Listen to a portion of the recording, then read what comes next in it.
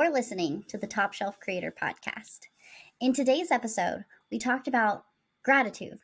With an episode coming out on Thanksgiving, it makes sense to talk about what gratitude is, what it's not, and some of the benefits that you get as a creator from being grateful. So, stay tuned.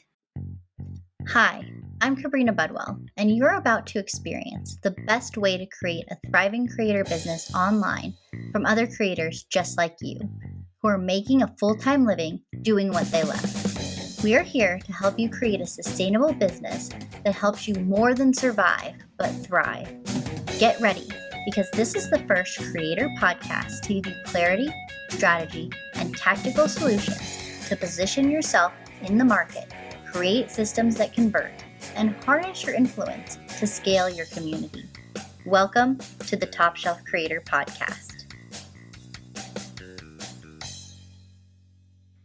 Hi, everyone. Welcome to another episode of Top Shelf Creator, and happy Thanksgiving to my friends that are in the States. If you're not in the States, this is a great episode as far as what gratitude is, what it's not, and for some of those moments that you just don't feel as grateful. And I think that that's really where I want to start today in this episode, is those moments when you're hearing all of these people everywhere saying, be grateful, have a gratitude journal, do these things, cultivate gratitude, because of all of these benefits that nobody can really necessarily nail down for us. I've been spending a good majority of time preparing for this podcast, actually reading some of the medical studies behind gratitude. And I actually will be putting one of the best papers that I found in the show notes for you if that's something that you're interested in finding out more about. But I think that we need to address the idea that it's okay to be in a bad space. It's okay to have those feelings, and it's okay to not push those aside, trying to, quote unquote, be grateful in that moment, because sometimes it's hard to find what to be grateful for until you've made it through that piece. And I think that that's something that the pandemic, job losses, quiet quitting, all of these different pieces have taught us, is that sometimes situations are just bad, and that's fine. It's okay for it to be bad and for you to recognize that it's bad, and you don't need to sit there and try and pluck out all of the things. I know, coming from a religious background, a lot of times you feel, well, I'm not starving in Africa. And that's great. I'm so glad. But at the same time, what you're going through is valid. Your feelings are valid. What you're going through is an experience that you're having and part of your story. And there's two pieces of this. It's, yes, validate where you're at and be around people who validate where you're at. And don't stay there very long, because you don't want that to be the main storyline. And what changed that for me was actually a friend of mine. He's been on the podcast previously, Thomas Jordan. And what he said to me when I was in a really bad place and was like, hey, this is what's going on, and got stuck in the complaining circle. And he looked at me and said, okay, this is all just part of the story. And in that moment, I realized that it was just part of the story. And if we're talking about actually writing out our story, writing out storylines, I write romance novels as kind of a side thing that I just do for fun, for creativity's sake. And in all of these stories, there's a storyline. And if you stay with one piece too long, you lose your audience. They get bored. The same thing happens in your life. Like, you can't stay in one spot too long. And if you're like, hey, this is no longer working for me, this situation, this circumstance, this job, this client, this career, this whatever it is, when it's not working for you, it's time to move along the story. What's the new thing that's moving the story along, that's taking you to that next step, that next piece of your business, that next opportunity that you're looking for, that you can find gratitude in? Because you might look back at some of these bad situations when you're not right knee deep in it and go, now I can see why I'm grateful for that moment in time. I can tell you that there's several pieces of my life, and you get better at this as you go, where it's not ideal, but I can see in the moment what I'm grateful for, why I should be grateful. And it hasn't always been that way. There's definitely been those moments where I'm like, everything's falling apart. I don't know what's going on. I don't know what I should be grateful for. But then you find that friend who calls you and listens. The sweet little text that somebody sends to you. Somebody seeing something on social media and tagging you because it reminds you of them. Sometimes it's little moments that you have to be grateful for. And I'm sorry I get a little bit teared up about it because there's so many good things happening, even when bad things are happening. And it's a muscle. You train the gratitude muscle. And I think that it's very difficult during this time of year because one of the things that fights against gratitude is actually materialism. So if you look at the benefits of gratitude, a couple of the benefits are better physical and psychological health, increased happiness and life satisfaction, decreased materialism, not feeling like you need to have that newest iPhone, that new fancy toy, that thing that everybody has, not feeling like you need to keep up with the Joneses. It also makes you less likely to suffer from burnout. And as creators and entrepreneurs, that's a huge topic for us of not having burnout when this might be your side hustle. This might be your main thing and it's not doing as well as you want it to. This might be that next launch where nobody signs up. Especially as we're getting into Black Friday, a lot of you are having offers that are out there.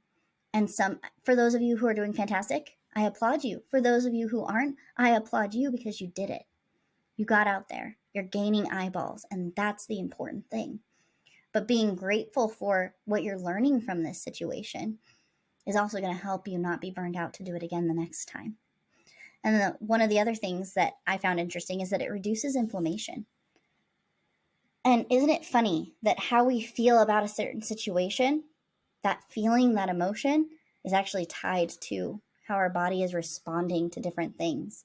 And the study that I was reading on this was actually for people that were in heart failure or had something wrong in cardiovascular land.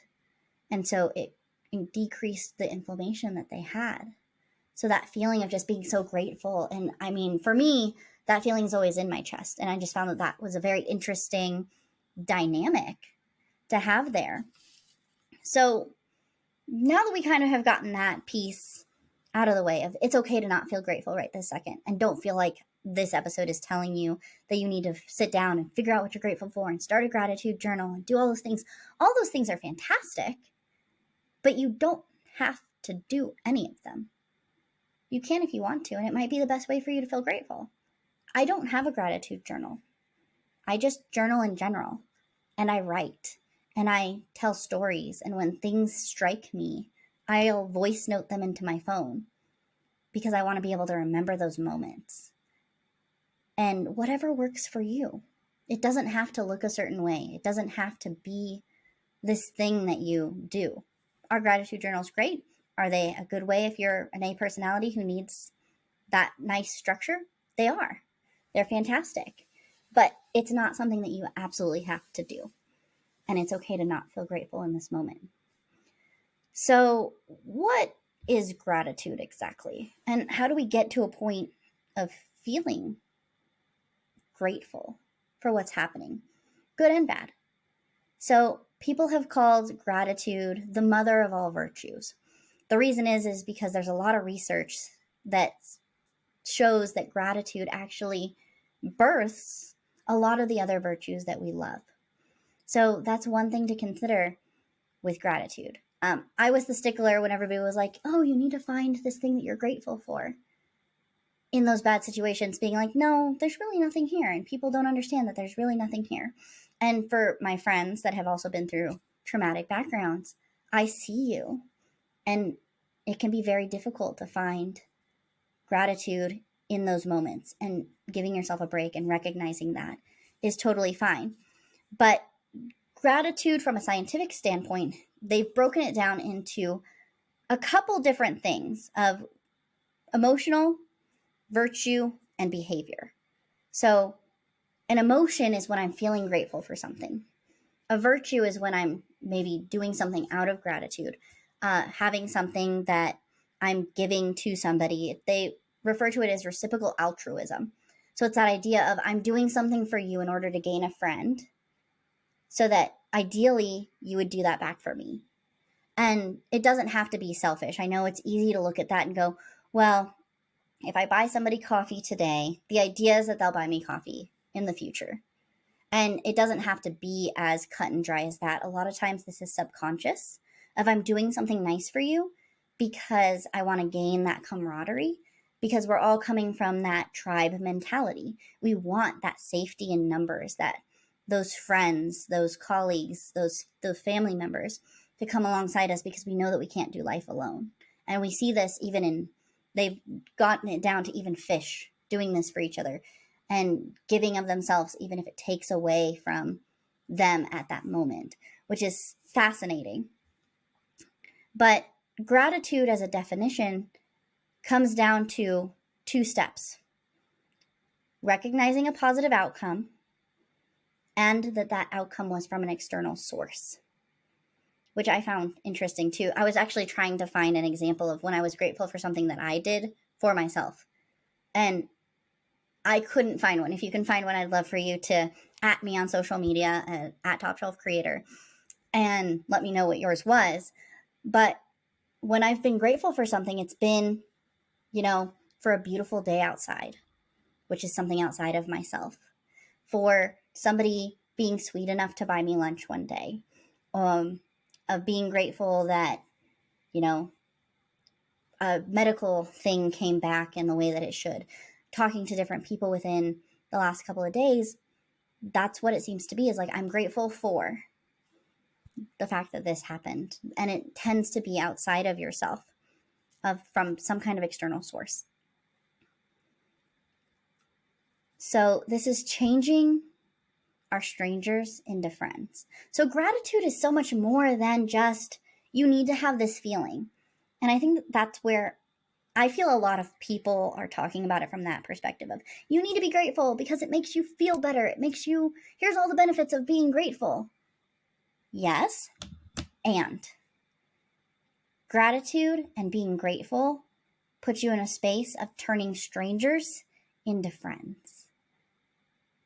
And having that camaraderie that we were just talking about, which is so valuable for where you want to go in life, because you don't want to do this alone. It's not worth doing this alone. A beautiful thing that my friend sent me actually this morning when I was preparing to record this episode was from something called Ollie Viral, and I'll put an image of it and link back to them in the show notes for you, but I want to read it to you. Because if you know me personally, you know that I'm obsessed with trains, and I talk about them a lot. If you follow the newsletter, you've seen smatterings of train information here and there. But this is a poem that this platform wrote about trains, and I think that it flows nicely into gratitude of being able to see things from a different perspective. And I want to read this to you really quick. So it's called The Train. At birth, we boarded the train and met our parents, and we believe they will always travel by our side. As time goes by, other people will board the train, and they will be significant, i.e., our siblings, friends, children, strangers, and even the love of our life. However, at some station, our parents will step down from the train, leaving us on this journey alone. Others will step down over time and leave a permanent vacuum. Some, however, will go so unnoticed that we don't realize they vacated their seats. This train will be full of joy, sorrow, fantasy, expectations, hellos, goodbyes, and farewells. Success consists of having a good relationship with all of the passengers, requiring that we give the best of ourselves. The mystery to everyone is, we do not know at which station we ourselves will step down. So we must live in the best way, love, forgive, and offer the best of who we are. It is important to do this, because when the time comes for us to step down and leave our seat empty, we should leave behind beautiful memories for those who will continue to travel on the train of life. I wish you a joyful journey, for the upcoming years on your train of life. Reap success, give lots of love, and be happy. More importantly, thank God for the journey. Lastly, I want to thank you for being one of the passengers on my train. And it's a beautiful reminder that if we're looking at this like a train,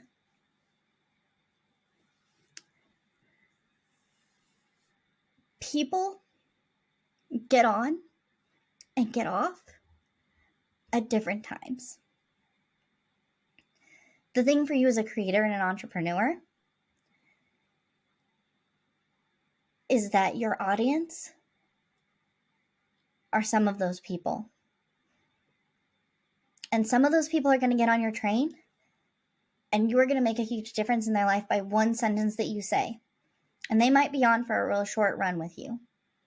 And some of them might stay along for a long time.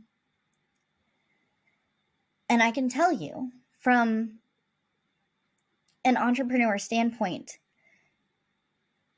on a personal level, this rings true.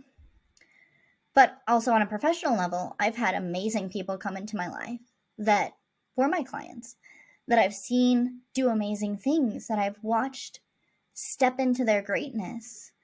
Even the person who sent this to me is one of those people, helping them get where they wanted to go in a certain area in their business, and watching them very recently step into their greatness. And that's what I wish for you. That these little tidbits are not just adding to your list of things that you feel like you need to do. That you don't feel like you need to just go start a gratitude journal because you're trying to get all the benefits from it. But knowing that you've stepped onto my train, and that I value that, and that I value you, whether I know you in person or not. Because I'm grateful for you. And I know that probably sounds super corny, but at the same time, I want you to know that you are special, and what you're trying to give the world is special. And I appreciate you taking the time to be here. Even if you're here for a short period of time and take a couple of sentences and walk away. I'm grateful for those moments. For the fact that you were able to get any value out of what I say, as I get too emotional on a podcast episode. And I also want you to know that this changes the way that your brain is wired. The more that you're in a grateful state. And the neuroscience has proven that there's actually areas in your brain that facilitate experiences and expressing gratitude, making it an intrinsic component of our human experience, the way that we experience life. And if you've been here very long, you know that one of the big things that is one of my core values is experiencing life fully alive. That means the high highs, the low lows, like a heartbeat. And if you think about a heartbeat, in order to have those ups, you have to have those downs. Because we're all trying to live life as if we don't have a heartbeat, where it's just a line. We're trying to get that straight line. And that's not how life is. And gratitude comes in both the high highs and the low lows. But I think it's one of those pieces that makes you realize, even in the low lows, when you find those little pieces of gratitude, that there's something in that helps you get back to those high highs. Because if you believe in any of the energy things, the magnetism, people will find you who resonate with you. And if you can't find those little pieces of happiness, it's hard to find people that are not going to just continue to make you not happy. And I want to leave you today with this short little episode of feeling grateful is not something that you have to do. It's not something that I'm going to charge you with, but it's something that I'm going to invite you to. Because even if there's a thought that I'm a little bit crazy because I'm sitting here tearful about you being in my community,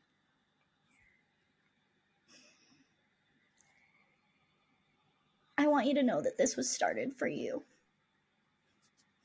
This was started not out of thoughts of making money from it, not out of any of that. It was started to help other creators go full-time because I feel grateful to be a creator who is full-time. And I want that for you. And out of my gratitude, this is what has become of it. Is it monetized? Yes. Do we have plans to monetize it more? Yes. In the hopes of getting more creators full-time, just like you.